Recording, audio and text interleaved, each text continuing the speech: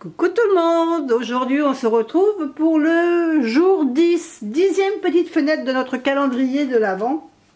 Et aujourd'hui je vais vous proposer un exemple de tirage qu'on appelle en principe le tirage de la croix runique. Alors je sais qu'il ressemble un peu au tirage de la croix classique, mais la différence c'est dans la position de lecture des cartes et le fait qu'il faut aussi les lier et les lire comme une phrase. Alors vous allez voir, c'est facile à comprendre, je vais vous expliquer. Alors ce type de tirage, il peut vous venir en aide si vous trouvez devant vous un questionnement assez compliqué, une problématique un peu complexe. Donc on va devoir relier chaque carte à la précédente. En comprenant en fin de compte l'enchaînement qu'on peut lui donner. En fin de compte, c'est ce qui va vous permettre d'obtenir une vision un peu complète de votre problématique. Alors, on commence tout de suite. Donc, il faut vous munir d'un oracle ou d'un tarot. Moi, là, en l'occurrence, j'ai pris... aujourd'hui, j'ai pris l'oracle du Mar de Café. Alors, je ne sais pas si vous le connaissez, mais... Alors c'est des petites cartes un peu style Lenormand, mais j'aime beaucoup l'imagerie de ce jeu. Il est coloré, j'aime bien. En fin de compte, j'aime bien les cartes qui ont un peu cette taille-là, que je tiens bien en main, ça me plaît bien. Mais bon, c'est pas notre problématique du jour. Alors, aujourd'hui... on va faire notre tirage, donc on va tirer une première carte que l'on mettra sur notre côté gauche. Et ici, on va parler de la carte du passé.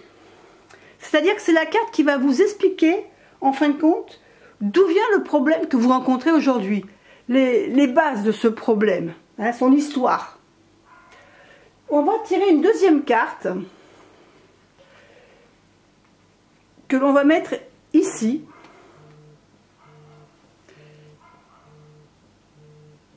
Représenter votre présent, c'est-à-dire à l'heure actuelle, ça va représenter votre problème à ce moment-là précis. On va tirer une troisième carte qu'on va mettre ici. Et cette troisième carte, elle va représenter le futur. C'est-à-dire comment vous envisagez la suite par rapport à ce problème. En fin de compte, ça va correspondre à ce que vous avez l'intention de faire, hein, pour résoudre le problème. Quatrième carte que l'on va mettre ici. Cette quatrième carte, elle va représenter les obstacles. Tous les obstacles que vous pouvez rencontrer, toutes les problématiques, les contraintes que vous allez rencontrer pour résoudre ce problème par rapport à ce que vous envisagez. D'accord?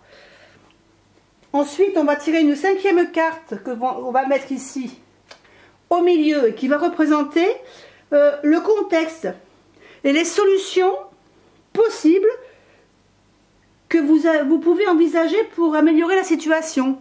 Là, c'est plutôt le conseil que les cartes vous donnent, en fin de compte. Hein, c'est ce qu'elles vous proposent comme solution.